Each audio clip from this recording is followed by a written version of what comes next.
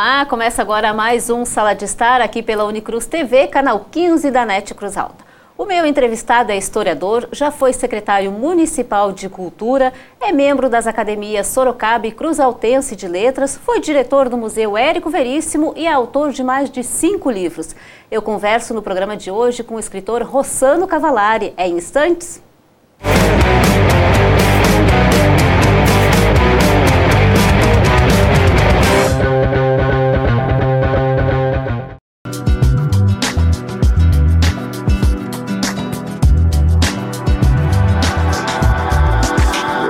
De estar de hoje, eu converso com o escritor Rossano Cavallari, que escreveu o livro Harmonia Cruzaltense, História e Tradição na Maçonaria Gaúcha. Seja muito bem-vindo ao nosso programa, Rossano. Obrigado. Eu queria começar te perguntando, Rossano, queria que tu nos contasse como que surgiu a ideia de escrever esse livro, de contar a história da maçonaria. Na verdade, esse livro surgiu quando dos preparativos da comemoração dos 120 anos da loja Harmonia Cruzaltense. Então já praticamente 2 anos atrás, grupos se movimentavam dentro da loja para que isso acontecesse. E uma comissão foi formada, enfim, o próprio venerável mestre da época nos chamou para uma reunião e estabeleceu então esse objetivo. E esse objetivo foi alcançado depois de praticamente 2 anos de um longo trabalho aí, basicamente para ser fundamentado na questão da comemoração dos 120 anos. Mas muitas coisas aconteceram e muitas coisas foram descobertas que a gente vai falar no decorrer desse programa. Um grande desafio escrever esse livro, né, Rossano? É um desafio porque a história da maçonaria, até porque há olhos populares, olhos comuns, do profano, como se diz, a maçonaria é uma instituição que aponta muitos segredos para as pessoas, né? Por ser julgada pelas pessoas, ser secreta. Isso, na verdade, não acontece mais. O secretismo da maçonaria, ele deixou de existir já há um longo tempo, né? O secretismo era quando as lojas maçônicas tinham que trabalhar de forma oculta para não sofrer perseguições. Muitos maçons morreram queimados nas fogueiras da Inquisição, pelas mãos de Hitler, de Franco na Espanha. Então são tempos obscuros de regimes ditatoriais terríveis que a humanidade vivenciou.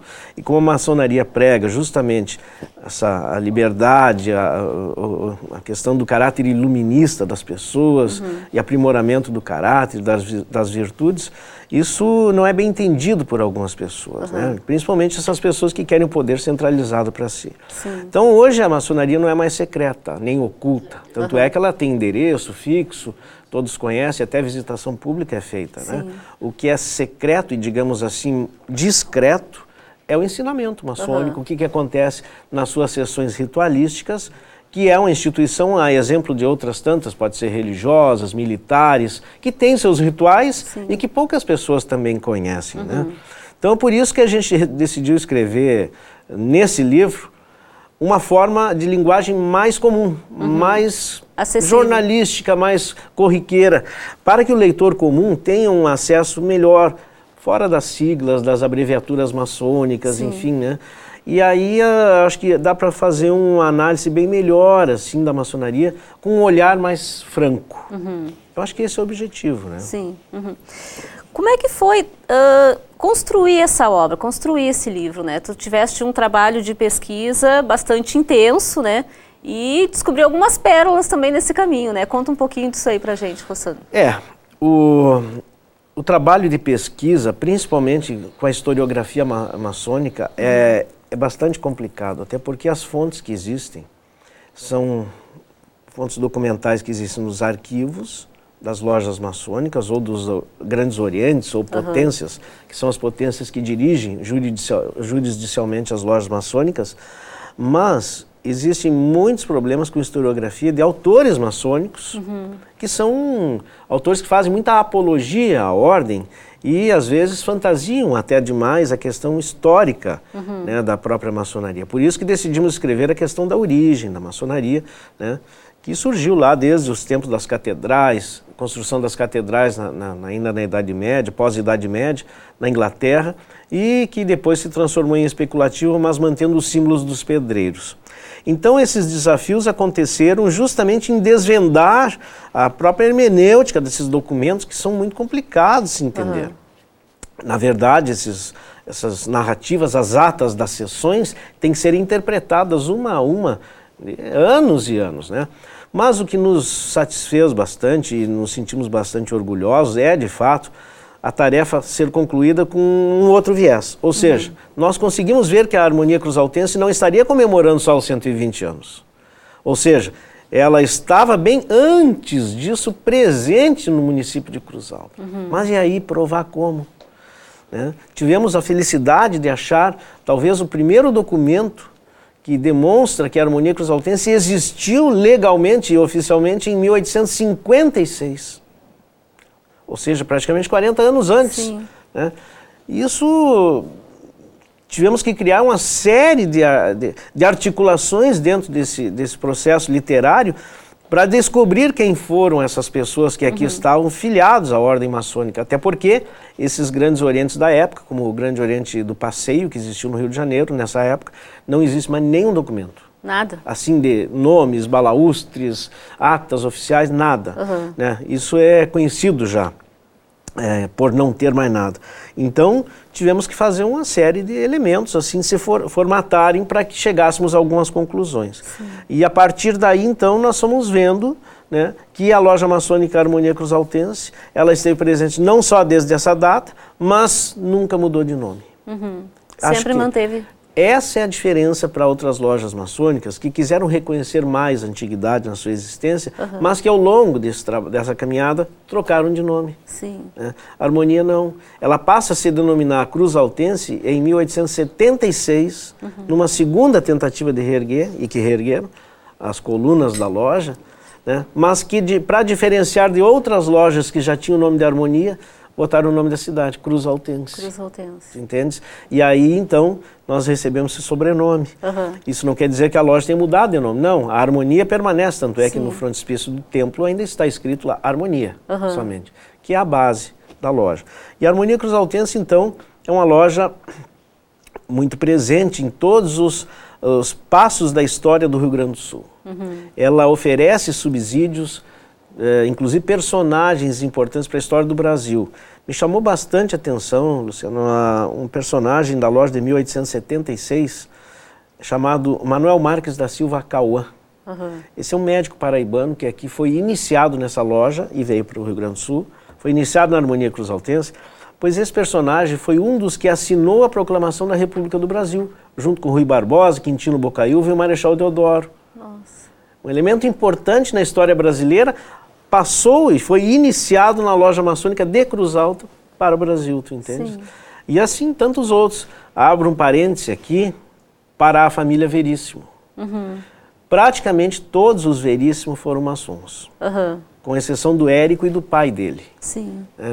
Outros tantos aí, da família dos Veríssimo, do pai e da família da mãe do Érico, os Lopes da Silva, do José Lopes, Aníbal Lopes e todos os outros, Americano Lopes. Todos foram maçons. Então isso aí nos chama bastante atenção, essas curiosidades, assim, que todas estão no livro, inclusive, né? Tantas outras. Falando em curiosidade, Rossano, as pessoas têm muita curiosidade em saber o que acontece dentro dos templos maçônicos, né? Como que são os rituais realizados lá dentro, quais são as ações que a maçonaria faz. Na tua opinião, o livro vai ajudar as pessoas a conhecerem um pouco mais sobre isso e a desvendar também as ações da maçonaria? Creio que sim. A gente não vai expor a questão interna da ritualística, mas nós vamos dizer quais são os ritos que a maçonaria trabalha. Né? São vários os ritos. O que fica importante de dizer para todos aqui é que a maçonaria não tem um organismo central no mundo que as controle suas lojas. Não.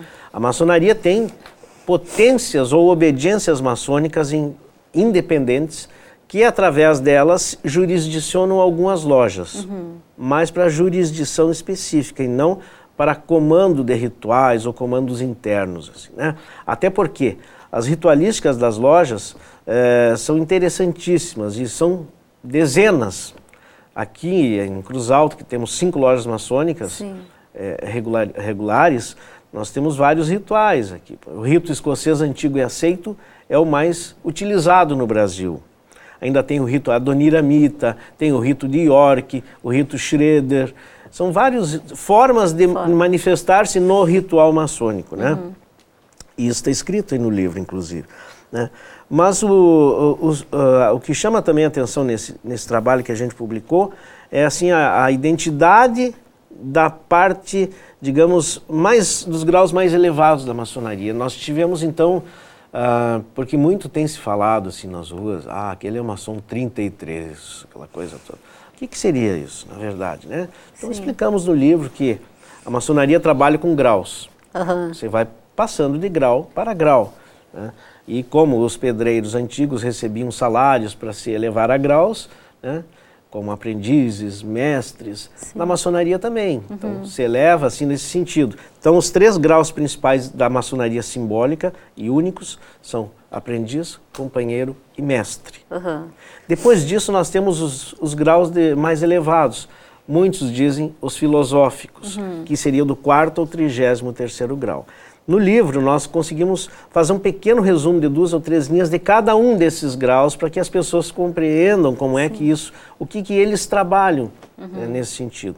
Então é isso, muitas das coisas da maçonaria não são tão terríveis como as pessoas imaginam. É que a maçonaria se apropriou de muitos símbolos antigos, da época dos templários, medievais e outras coisas, e os mantém ainda firmes, né? Por isso creio que a maçonaria ainda é muito tradicional. E é tão tradicional a ponto de que a mulher ainda não participa da maçonaria. E digo isso no seguinte modo: a maçonaria se firma em princípios, complementando o que eu tinha dito antes. O que é? Ela não tem um organismo central que jurisdicione, que mande nas lojas maçônicas, um mundial. Não. Existem princípios imutáveis, que são chamados de landmarks. São ingleses, princípios chamados landmarks, quer dizer, os marcos fincados na terra. É algo que não se mexe. E dentre esses tem, inclusive, a questão feminina, né? Que naquele período histórico a maçonaria, a mulher não seria a protagonista, né, dos feitos históricos. Isso se manteve tradicionalmente, mas já está abrindo em muitos países, tem maçonaria mista, tem maçonaria feminina, né? Me diz uma coisa, Rossano, as pessoas desconhecem muito o trabalho da maçonaria porque a maçonaria trabalha de uma forma muito discreta, né? Então a maçonaria não fica fazendo uma publicidade em cima de suas ações, né, que são todas ações que buscam um bem-estar, né, da comunidade, da sociedade. A maçonaria aqui de Cruz Alta tem a Ordem dos Demolês, que faz um trabalho muito bonito com os jovens, né? Eu queria que tu falasse um pouquinho dessa história dos Demolês, né, que eu acho que é interessante do pessoal lá de casa, do público saber. Justamente pela ação da maçonaria em trabalhar de uma forma discreta, né? Eu acho que isso é muito legal da gente dividir com o público. Eu acho que esse trabalho de benemerência da maçonaria vem de séculos atrás. Tem que ser assim, porque se deixar de ser discreto, ele passa a ser vaidade. Né? Eu acho que isso é importante. A maçonaria é muito fiel nisso. E não se tem ideia aí fora do que a maçonaria proporciona, né, de trabalho de beneficência nas cidades. Há vários anos atrás, no início do século XX, a Associação das Senhoras da Maçonaria criou elementos para articular, inclusive, a formação do primeiro hospital de Cruz Alta, que seria a enfermaria do Hospital São Vicente. Para tanto, essas mulheres da maçonaria criaram um outro ramo que seria as damas de caridade, né? Especificamente com outras pessoas da comunidade que não cunhadas maçônicas, para agir então em torno da criação dessa enfermaria. E isso foi feito. Né? É um exemplo claro assim de que todos os setores maçônicos funcionam em consonância para isso. E também, complementando o que você falou, os Demolei, que a Ordem Demolei, ela reúne jovens, né, dos 12 aos 20 anos, que tem o princípio de formar esse caráter melhor de cada um desses jovens e oferecer então para a sociedade pessoas melhores. Sim. Eu acho que é o desbastar da pedra, né? Polir a pedra, que seria o caráter de cada uma dessas pessoas, formar lideranças, né? E esses jovens são, de fato, uma das grandes vitórias assim da maçonaria. A Ordem de Molay, falo esse nome, de Molay, porque as pessoas podem não entender, né? Sim. É uma ordem que deriva esse nome de Jacques de Molay, o último cavaleiro templário que foi morto em frente à igreja de Notre-Dame pelo rei da França e pelo Papa. Né? Então é uma simbologia muito forte, até porque a Ordem dos Templários, embora oficialmente não se tenha uma ligação com a história da maçonaria, ela é muito próxima. Sim. Né? A questão da Escócia, para onde eles acabaram indo, alguns rituais, alguns símbolos que se mantiveram dessas instituições aí, né? Então a Ordem de Molay é o capítulo de Molay 382 de Cruz Alta. Está no livro aqui, a gente conseguiu especificar toda a formação histórica deles. Sim. Esses meninos aqui têm seus rituais específicos, suas vestimentas próprias, é maravilhoso de se ver uma sessão, né, da Ordem de Molay de Cruz Alta. E é um dos capítulos mais ativos do Rio Grande do Sul. Quero mandar um abraço muito forte para essa gurizada aí, porque eles são 10. São fantásticos, são né? 10. É verdade, eu acompanho um pouco o trabalho deles e tenho... a gente se sente orgulhosa em vê-los, né? Porque é um trabalho muito bonito. As meninas têm o Betel com as filhas de Jó, né? Isso. Que trabalham também em outra oficina aqui de Cruz Alta. O Betel Olhar e os Lírios do Campo, que também faz um trabalho fantástico. Claro, né? Eu acho que é fundamental isso aí, né, Luciano? Trabalhar a juventude, porque é na juventude que você faz esse polimento, essa coisa para enfrentar essa vida aí, né? E o interessante é que eles primam muito pelos valores, né? E a gente consegue ver nesses jovens um amadurecimento, né? E uma consciência em trabalhar com a comunidade, em se doar para a comunidade e em ajudar as pessoas. E isso eu acho que é muito importante, né? Porque a gente está vivendo um momento no país onde a gente tem uma crise financeira, né? Onde as pessoas estão muito violentas, né? E isso daí a gente tem que passar para os jovens desde muito cedo, né? Então eu acho que esse exemplo devia ser seguido por mais pessoas, porque eu acho que no momento que a gente não observa o jovem e não conduz esse jovem, né, para ter um caráter idôneo e para agir perante a comunidade, ajudando e pensando em um bem comum, né, eu acho que os jovens se perdem e muito vem acontecendo disso. Né? A própria maçonaria tem uma frase que é tirada desde a queda da Bastilha, aquela coisa toda. Porque a queda da Bastilha é uma simbologia muito forte, que é a vitória da liberdade sobre o absolutismo, né, na França, que propiciou todo aquele movimento revolucionário, aquela mudança que dividiu o mundo praticamente, a sua história, né? Inclusive a loja de 1856 foi fundada no dia 14 de julho, dia da queda da Bastilha, que seria agora a data oficial do lançamento, de inauguração, digamos assim, da loja. E alguns princípios são interessantes que a maçonaria utiliza com essa nomenclatura, e eu acho que pode ser usado especificamente aqui, especialmente nesse trabalho que estão fazendo hoje aqui, nesse bate-papo, que é elevar templos à virtude e cavar masmorras ao vício, sabe? Isso é uma base fundamental maçônica, né? Aprimorar a virtude das pessoas, cada um dos seus membros, de toda a sociedade, todo lugar onde você vive. Então, é um trabalho contínuo, né? Que por vezes não dá certo, mas que na maioria das vezes dá. E que é importante. Exato. Rossan, tu falaste antes que levou 2 anos escrevendo o livro. Quais foram as dificuldades que tu encontrou nesse caminho? Aconteceram problemas? Como é que foi esse percurso? Praticamente 2 anos. Como eu te falei antes, a busca por documentos assim, não é fácil. Porque quando você elabora um projeto todo, tu tem que fechar certas fases dos setores para que se interliguem. E seguidamente encontrava buracos nessas ligações aí, né? Aí tinha que correr atrás. Mas nós descobrimos muitas coisas em lugares que jamais imaginávamos assim que fôssemos descobrir.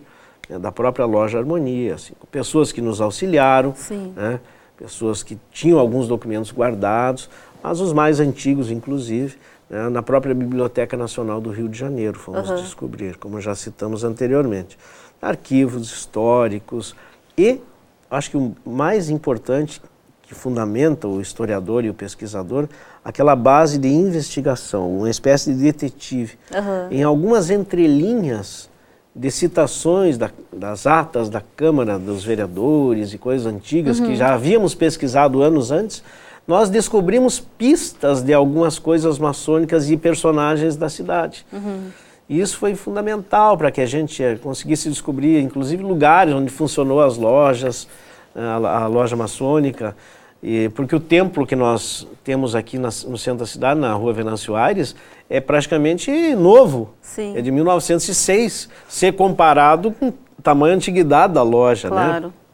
Veja bem, fazia 35 anos que Cruz Alta existia enquanto povoação, que já começou então a surgir a primeira loja maçônica. Ou seja, era pouco tempo. E já na Revolução Farroupilha, na Guerra dos Farrapos, um caso muito interessante envolvendo a maçonaria brasileira ou baiana e Cruz Alta, e o Rio Grande do Sul aconteceu em Cruz Alta, e isso está descrito no livro, quando Cruz Alta se torna a capital dos Farrapos, provisória por 15 dias. Nossa. Veja, um fato interessante, né, a gente falar disso, porque Cruz Alta se torna a capital de um país independente do Brasil por 15 dias. Oficialmente é isso. Sim.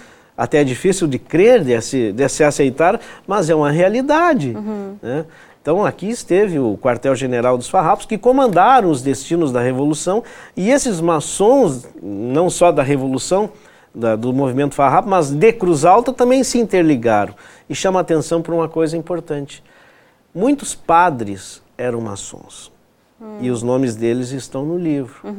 Né? Inclusive tirados do boletim do Grande Oriente maçônico do Brasil daquela época. Aqui no livro também tem a galeria dos veneráveis mestres, né? Exatamente, isso aí são os que coordenaram os trabalhos das lojas desde a primeira. Da primeira loja nós não conseguimos, mas da segunda sim. Né? Então aí oferecemos para o leitor um apanhado geral e minucioso de tudo que aconteceu com o trabalho maçônico na cidade. Até porque a segunda loja maçônica só veio surgir em 1996.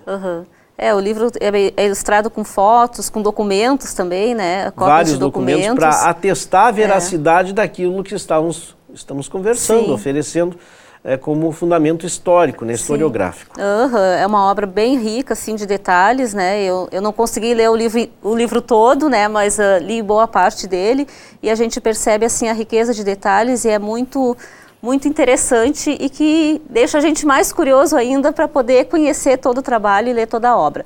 Rossano, o lançamento do livro já aconteceu, né, para a comunidade maçônica. Eu queria que tu me falasse como é que foi a receptividade desse lançamento, e vai acontecer também um outro lançamento para a comunidade em geral, né? Nós tivemos uma grande felicidade a administração da loja, enfim, né, que organizou todo esse evento, e as comissões dos festejos dos 120 anos se sentiu extremamente feliz quando no Clube Arranque, então, aconteceu essa grande festa de lançamento aí, não só do livro, mas também das comemorações da Loja Harmonia Cruzaltense, que foi o ponto máximo, né? Então, vieram visitantes de todas as partes do Rio Grande do Sul, né? De todas as lojas, praticamente. O Grande Oriente do Rio Grande do Sul mandou seus representantes, e a receptividade do livro, após o jantar, ali, aquela coisa toda, foi muito grande. Filas intermináveis de pessoas ali, né, para adquirir seus livros, mandar para os seus irmãos maçons de todas as partes do Rio Grande do Sul, ou lojas que mandaram representantes para estar lá para presenciar e assistir essa grande solenidade. Depois disso nós tivemos uma sessão magna, no dia 4 agora, de agosto, uma sessão magna no Templo Histórico, reunindo muitas lojas maçônicas do Rio Grande do Sul.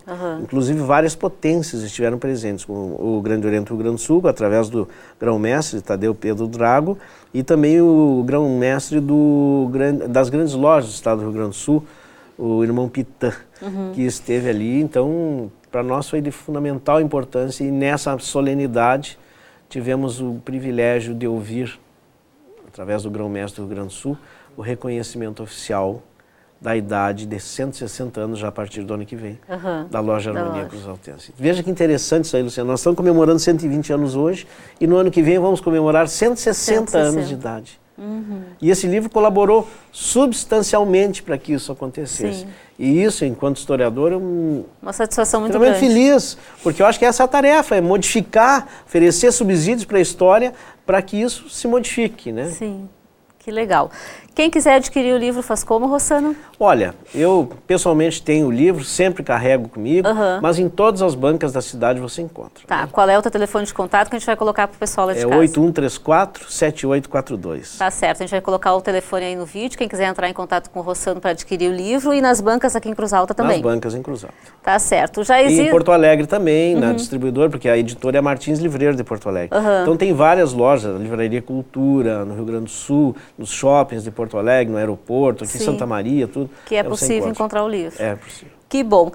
Já existe projetos para uma nova obra ou ainda não? Tem uma obra que está pela metade, está parada, que trabalhando. Eu deixei em segundo plano até para concluir isso aqui, pelos prazos que tínhamos de fazer isso aqui, que agora eu vou dar um tempo para a cabeça, mas vou continuar. Sim. Que é O Menino e Sua Aldeia, que é um livro que vai ser muito interessante, que é a história do Érico Veríssimo e a relação dele com Cruz Alta. Na verdade, o que o Érico tirou de Cruz Alta para trazer para a sua obra fictícia. Sim.